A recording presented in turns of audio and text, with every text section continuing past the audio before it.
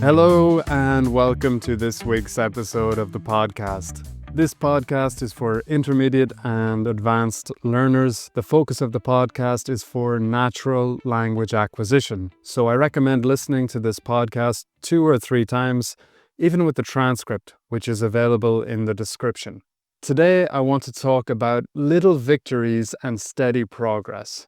Obviously, at the start of every episode, I kind of preach the idea of listening a couple of times because your brain is a machine. The more you give it or the more time you give it, even with any individual text or listening activity, the better it processes information.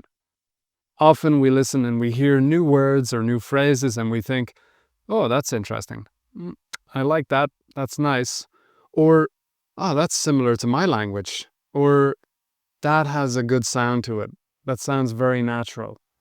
We think these things very often when we're listening to other people speaking or when we hear something natural.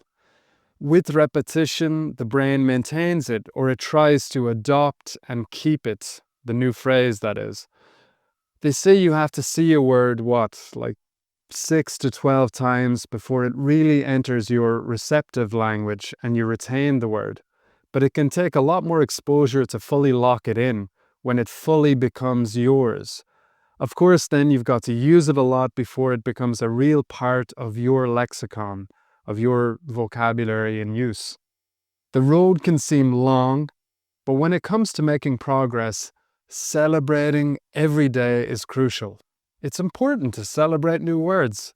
Not only when you find a new word, it doesn't have to be a new word even. It can be a correction, or it can be when you learn something new about a word, such as a secondary use or meaning. Let's focus on the joy of learning a new word.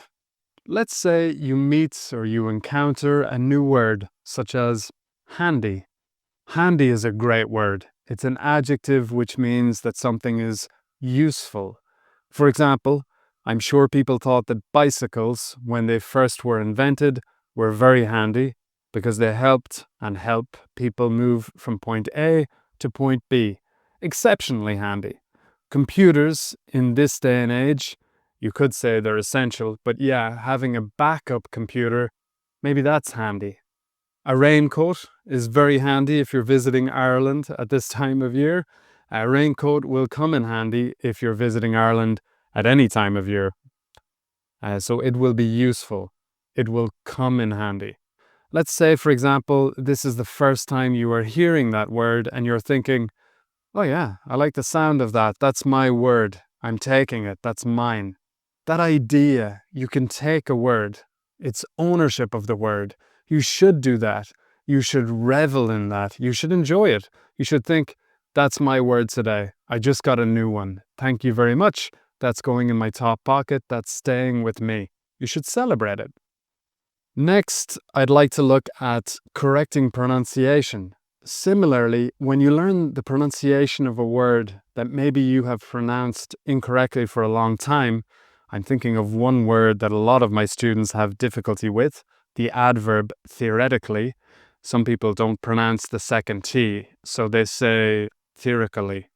This is probably because the word is similar in your language, but still a little bit different. The best reaction to a correction is to think, that's another one. That's another word of the day for me.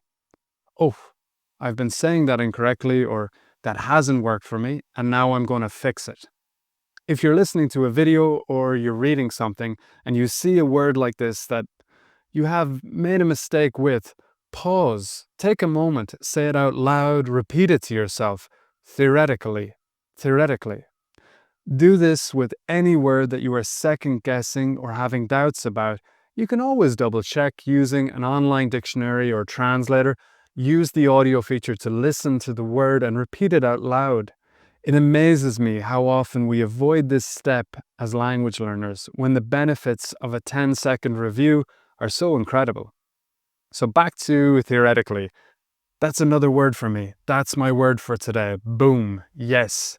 Thank you very much. I've got 2.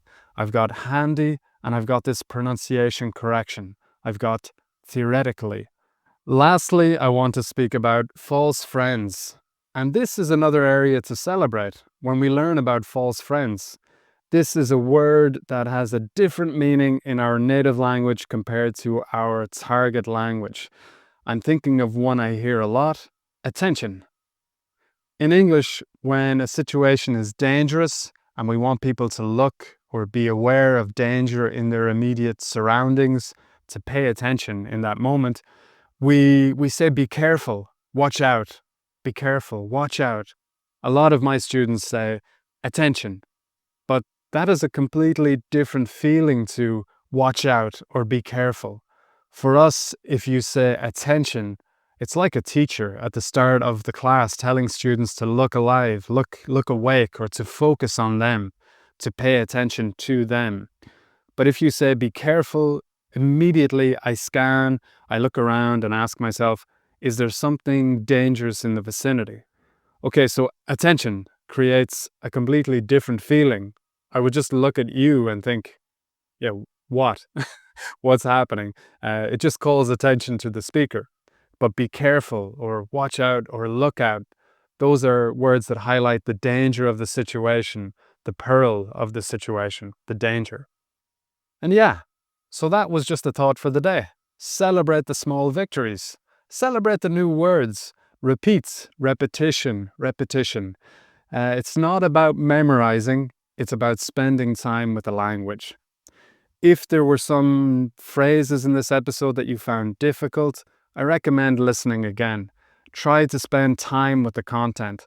That's how our brain makes sense of it. It might not make sense immediately, but when we spend time on something, the second time, the third time, the brain already has the concept. And now, not only can it identify small things that are unknown, but it can also absorb these gems, new words and meanings naturally. Just don't make the mistake of listening to everything once and feeling that it's become a box-ticking exercise. All right, guys, that's all for today. I hope you find this content handy for your language learning journey. Have a great week and take care of yourselves. Ciao. Ciao.